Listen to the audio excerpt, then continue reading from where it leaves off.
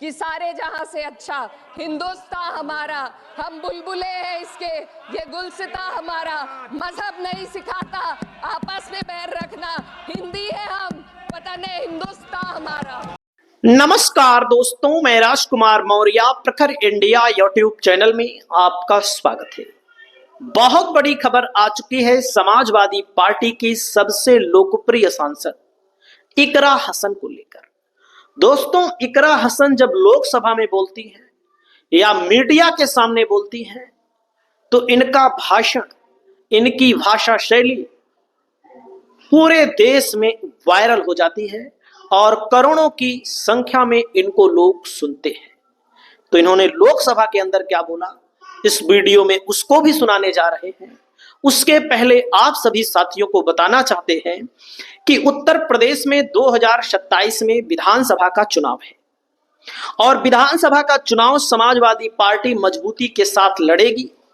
जीत हार जनता तय करेगी, लेकिन समाजवादी पार्टी से जो खबरें आ रही हैं, जो आमतौर पर जनमानस चाहता है कि इकरा हसन को समाजवादी पार्टी मुस्लिम समाज से उप मुख्यमंत्री पद का दावेदार घोषित करे। हालांकि मुस्लिम समाज के सबसे बड़े नेता माने जाते हैं उत्तर प्रदेश में आजम खान, लेकिन आजम खान जेल में है और आजम खान जब जेल में है तो जाहिर सी बात है कि समाजवादी पार्टी को ऐसा नेता चाहिए। और आजम खान को अगर घोषित करती है समाजवादी पार्टी तो एक समस्या हमको जो लगती है, देखो इकरा हसन किसी विवादों में नहीं रही है, अपने बयान को लेकर, अपने किसी भी आचरण को लेकर, किसी भी चीज को लेकर। लेकिन आजम खान बड़े नेता रहे हैं, पुराने नेता हो चुके हैं, बुढ़े हो चुके हैं, जेल जा चुके हैं, कई चीजों में विवादित है, इसलिए उनको घोषित करना थोड़ा से रिस्की हो सकता है समाजवादी पार्टी के लिए। इकरा हसन की मांग लगातार बढ़ रही है। इकरा हसन को लगातार लोग चाहते हैं कि इकरा हसन को उप मुख्यमंत्री पद के लिए दावेदार घोषित किया जाए, जिससे मुस्लिम समाज का पूरा तबका, पूरे उत्तर प्रदेश का तबका ज्यादा से ज्यादा संख्या में समाजवादी पार्टी को वोट दे। और अगर इकरा हसन जैसी नेत्री को समाजवादी पार्टी घोषित भी करती है ना, इससे जो वो लगता है हिंदू मुसलमान वाला मैटर होता है, जैसे कट्टरपंथी वाला मैटर होता है और मुसलमान परस्त पार्टी समाजवादी पार्टी को लोग कहते हैं, इकरा हसन को लेकर तो ये सब चीज नहीं होने वाला है, जो मेरा व्यक्तिगत अनुभव है। क्योंकि जितना हिंदू सुनते हैं उससे 10 गुना, जितना मुसलमान इनको सुनते हैं उससे 10 गुना हिंदू भी सुनते हैं, और ऐसी कोई भाषा का प्रयोग नहीं करती हैं जो जिससे कहीं ना कहीं समाज में धर्म वाला मामला इधर उधर हो। तो सुनिएगा इकरा हसन ने क्या बोला लोकसभा के अंदर, हम भी सुनते हैं।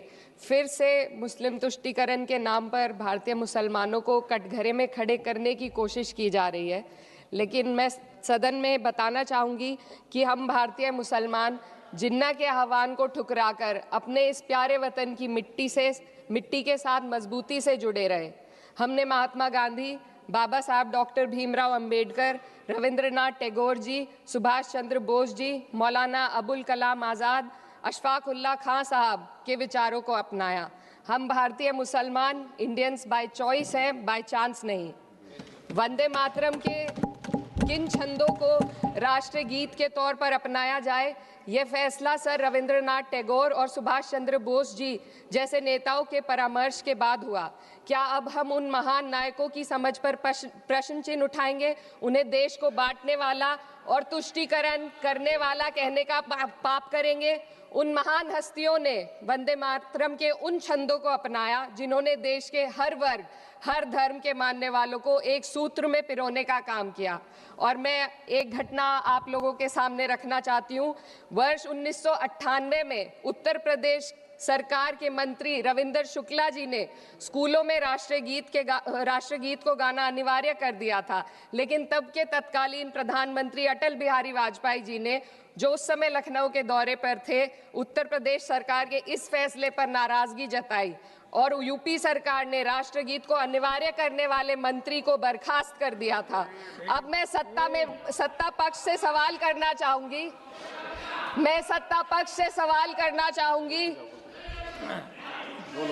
बोलने दीजिए। मैं सत्ता पक्ष से सवाल करना चाहूंगी कि जो विजन आजादी के समय के लोगों का था राष्ट्रगीत को स्वेच्छा पर छोड़ने का, उसी का अनुसरण माननीय अटल बिहारी वाजपेयी जी ने किया, तो क्या वह भी मुस्लिम तुष्टीकरण कर रहे थे? जी नहीं, अटल बिहारी वाजपेयी जी राजधर्म निभा रहे थे। देश में सब धर्मों को एक साथ लाना, सबके जज्बात का एहसास करना ही सबसे बड़ा राष्ट्रवाद है। माननीय अध्यक्ष महोदय, आज हमें वंदे मातरम के असली भाव को समझना जरूरी है। यह गीत तो देश के जल, जंगल, जमीन, हरियाली और निर्मल हवा की वंदना को समर्पित है। यह भारत की जन जन की मंगल कामना करता है कि भारत का हर नागरिक स्वस्थ रहे, सुरक्षित रहे और सम्मान के साथ जी सके। सुजलाम सुफलाम का अर्थ है, सुनिए, ऐसा देश जहां स्वच्छ और पर्याप्त जल हो, जहां नदियां जिंदा हो, बहती हो, जीवन देती हो। अध्यक्ष महोदय, लेकिन अब जरा यमुना का हाल देखिए। दिल्ली प्रदूषण नियंत्रण समिति की 2025 की रिपोर्ट बताती है कि यमुना के कई हिस्सों में बीओडी स्तर 127 mg पर लीटर है तक पहुंच चुका है, जबकि किसी जीवित नदी के लिए ये 3 mg पर लीटर से कम होना चाहिए। ये सिर्फ नदी का संकट नहीं है, ये किसान का संकट है। नमामि गंगे के नाम पर हजारों करोड़ रुपए खर्च हो गए, लेकिन सच्चाई ये है कि आज भी गंगा और यमुना के किनारे किसान मजबूरी में उसी जहरीली पानी से खेती कर रहा है। वही जहर अनाज में उतरता है और वही जहर किसान की जिंदगी को धीरे धीरे खत्म कर देता है। अध्यक्ष महोदय, जब पानी जहर हो जाएगा तो सुजलाम कैसे होगा? जब किसान बर्बाद होगा तो सुफलाम कैसे होगा? मलयज शीतलम, मलय का अर्थ है मलय पर्वत से बहने वाली ठंडी, सुगंधित, चंदन जैसी हवा जो जीवन देती है, बीमारी नहीं। आज मैं इस सदन से पूछना चाहती हूँ, क्या आज के भारत की हवा मलयज शीतलम है? नहीं अध्यक्ष जी, बस संसद से बाहर कदम रखिए, एक गहरी सांस लीजिए। ये चंदन की महक नहीं, ये जहर है जो आपके हमारे फेफड़ों में उतर रहा है। दुनिया के 20 सबसे प्रदूषित शहरों में से 13 भारत में है। दिल्ली की हवा में सांस लेना मानो रोज 20 सिगरेट पीने जैसा हो। भारत हर साल सर्दियों में जहरीली हवा के प्रकोप में घिर जाता है। AQI गंभीर स्तर पर आ जाता है। ठंडी हवा का सपना अब gas chamber, ma'am 2 minutes, gas chamber की हकीकत बन चुका है। हम वो देश हैं जहां सरकार प्रकृति पर बने गीत का मान मर्दन तो करती है, पर उसी प्रकृति, जंगल, हवा, पेड़ को बचाने वाले कानूनों को धीरे धीरे खुद ही खत्म कर रही है। ये है आज के हमारे मलयज शीतलम की अफसोसजनक सच्चाई। अगर हम हवा को साफ नहीं कर पाए तो न सुजलाम बचेगा, न सुफलाम बचेगा। माननीय अध्यक्ष महोदय, सस्य श्यामलम का अर्थ है ऐसा देश जहां उपजाऊ जमीन हो, जहां खेत फसल से भरे हो और किसान कर्ज और निराशा में न डूबा हो। आज किसान सिर्फ मौसम से नहीं लड़ रहा, वह प्रदूषण, नीतियों की बेरुखी और सिस्टम की नाइंसाफी से लड़ रहा है। एक तरफ कॉर्पोरेट के लोन माफ होते हैं, दूसरी तरफ किसान को उसकी वाजिब MSP भी नहीं मिल पाती है। आप ग्लोबल सुपर पावर बनने की बात करते हैं, लेकिन हमारी पर कैपिटा इनकम दुनिया में 136वें नंबर पर है। हम अपने छोटे पड़ोसी देश से भी पीछे हैं। हमारे लोग $2,500 तक भी नहीं कमा पा रहे एक साल में, और जिन अरबपतियों की ये रक्षा करते हैं वो इतना पैसा एक सेकंड में कमा लेते हैं। आज वंदे मातरम को बुनियाद बनाकर राजनीति की जा रही है, लेकिन जमीन पर जंगल पूंजीपतियों को सौंपी जा रही है। आदिवासियों को उनके घरों से उजाड़ा जा रहा है। मातरम में जो मात्रा माता है वे सिर्फ मातृभूमि की वंदना नहीं, वे इस धरती की हर नारी, वे इस देश की हर बेटी, हर महिला के सम्मान की बात भी करता है। लेकिन आंकड़े अगर आप देखेंगे, NCRB की हाल की रिपोर्ट के अनुसार, मैम जसवंत के अनुसार देश में हर वर्ष लगभग 30,000 से अधिक बलात्कार हो रहे हैं। यानी एक दिन में 80 से अधिक महिलाएं यौन हिंसा का शिकार होती हैं, और ये सिर्फ दर्ज मामले हैं। जब जम्मू कश्मीर की एक बच्ची हिंसक अत्याचार का शिकार होती है, जब सत्ता से जुड़े लोगों पर आरोप लगते हैं और कार्रवाई वर्षों लटक जाती है, जब उन्नाव की पीड़िता लखनऊ के दरबार में इंसाफ को लेकर अपनी जान देने पर आमादा होती है, जब बिल्किस बानो के अपराधियों का सरकार के लोग द्वारा स्वागत किया जाता है, तो ये घटनाएं वंदे मातरम की आत्मा पर चोट पहुंचाती है। मैं अध्यक्ष महोदया बस यही कहना चाहती हूँ अपनी बात को अंत में रखते हुए कि वंदे मातरम सिर्फ अतीत की ललकार नहीं, ये वर्तमान की जिम्मेदारी है। ये आत्म मंथन की घड़ी है। यही समय है कि हम वंदे मातरम को सिर्फ नारा नहीं, नीति और जिम्मेदारी बनाएं। और अपने जज्बात को मैं आलमा इकबाल साहब के तराना-ए हिंद के साथ इस सदन में रखना चाहती हूँ कि सारे जहां से अच्छा हिंदुस्तान हमारा, हम बुलबुले हैं इसके, ये गुलसिता हमारा, मजहब नहीं सिखाता आपस में बैर रखना, हिंदी है हम, वतन है हिंदुस्तान हमारा। श्रीमती लवली आनंद। दोस्तों, आपने सुना इकरा हसन ने लोकसभा के अंदर किस तरह का भाषण दिया। ऐसा भाषण शायद ही कोई व्यक्ति देता होगा, कोई आम सांसद देता होगा।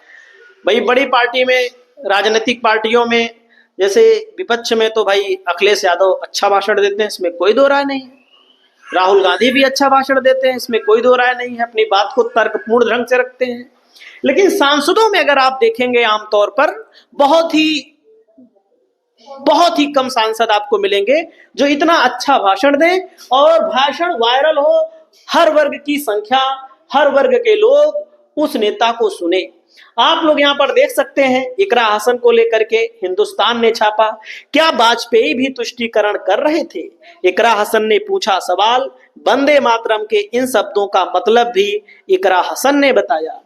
यूपी, वंदे मातरम पर कैराना सांसद इकरा हसन का जोरदार संबोधन, समझाया अर्थ, संसद में बजी तालियां, संसद नहीं सड़कों पर तालियां बज रही हैं। इनकी तारीफ हर वर्ग का व्यक्ति करता है जो राजनीतिक समझदार है, जो राजनीति में रुचि रखता है। सपा सांसद इकरा हसन के भाषण का वीडियो सोशल मीडिया पर हुआ वायरल, जिन्होंने जिन्ना पर किया क्या कहा देख सकते हैं। इकरा हसन ने समझाया वंदे मातरम के इन शब्दों का मतलब, वायरल हुआ बयान। दोस्तों, इकरा हसन ने कहा था जिन्ना को लेकर मुसलमान जिन्ना को ठुकराते हैं, वंदे मातरम पर इकरा ने हिलाई संसद, चुन चुनकर खोले धागे।